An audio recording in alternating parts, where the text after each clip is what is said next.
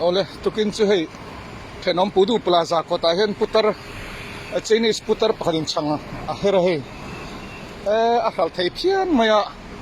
putar te kan te bai po hi chuang lai thei to lo angania ma se hemi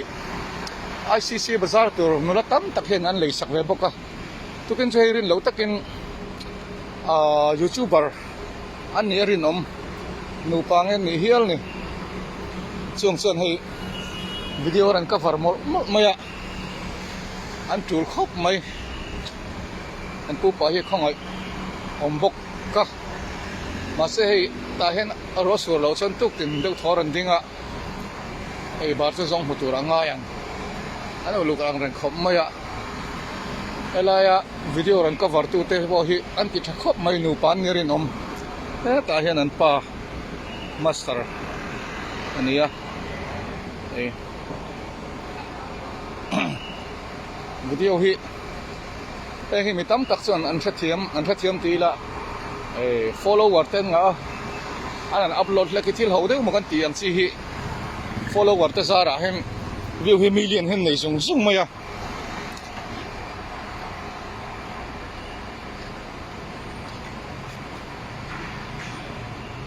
ta han pu chan changa siam me kan chang order pataran hoya heta customer pakhat local le ngala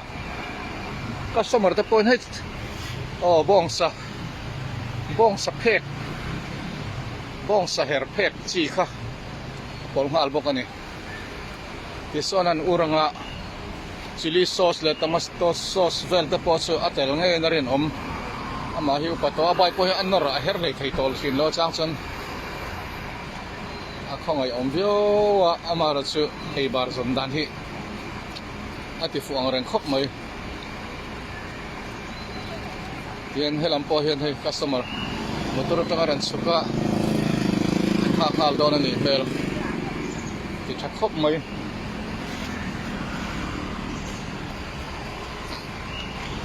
chang urang chi hi alo khisela hetia avota chang thop kan ei ngot a hian atuya ti chuan sarep ang chi page khisel takani sahi bizote na hring hen kan ei mai thina are phi atui mai baka a khisel bokani voksangat phei chu hemi a thau chia muhring ta satana thil khisel lo ko chunga thau chia siam thei tur zong zong kha sa kanan rep khana noi tlata atui far kha kha muhring tan khan a khisel pha mai ni tukin chu hei YouTuber te ni om takan ni ta ni nu pangen ni don ni Sony camera tain video ran cover sar mai ni pakhataran ding le